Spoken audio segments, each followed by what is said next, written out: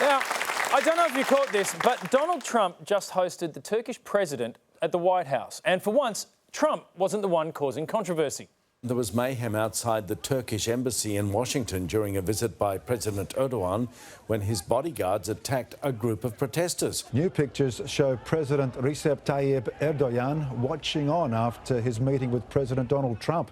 Protesters are beaten and kicked by men in suits. Washington police called it a brutal attack on peaceful protesters. A visiting leader's bodyguards beat up local peaceful protesters. That is insane.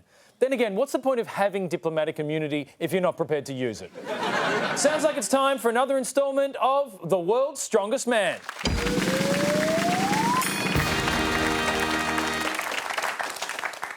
Turkey, home of the famous dessert known locally as regular delight, has been ruled by Erdogan for the past 14 years. Recep Tayyip Erdogan, his country's most powerful leader since Ataturk himself. Under his rule, the country has become a regional powerhouse. Erdogan was Prime Minister for over a decade. He then became Turkey's first directly elected president in 2014. The fact that he built himself a 1,000-room palace didn't calm concerns that he's got plans for long-term rule.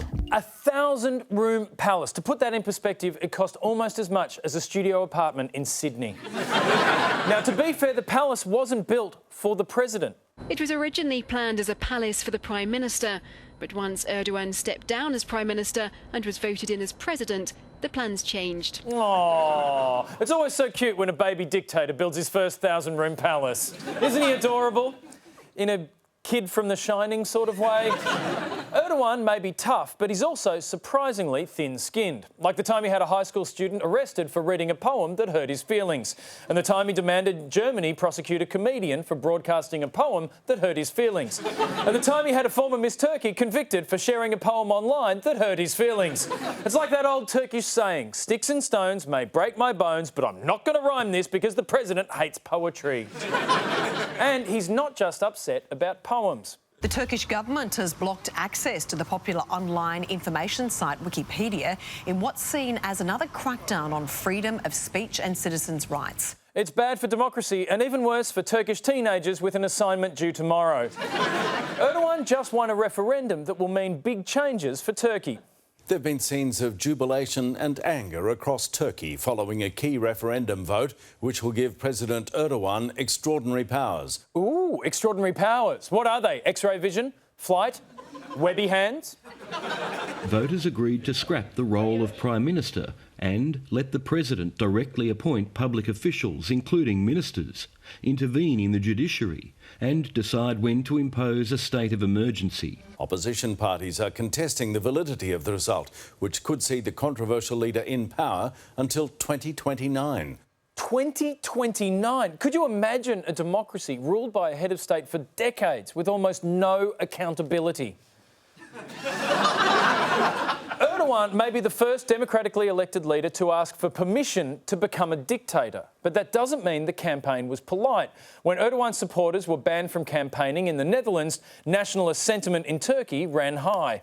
Turkey's Red Meat Association has ordered a number of prize-winning Dutch cattle to be returned to the Netherlands, claiming the association no longer wants to farm the cows due to the growing diplomatic crisis between the countries.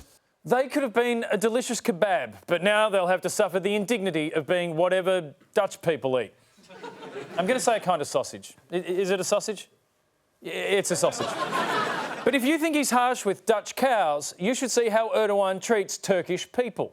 Turkey's strongman and the cabinet have extended a state of emergency put in place after a failed coup attempt last year. After last year's attempted military coup, more than 100,000 people were detained, half of them charged, including more than 100 journalists. The arrests began en masse. The government had lists of thousands of suspected traitors.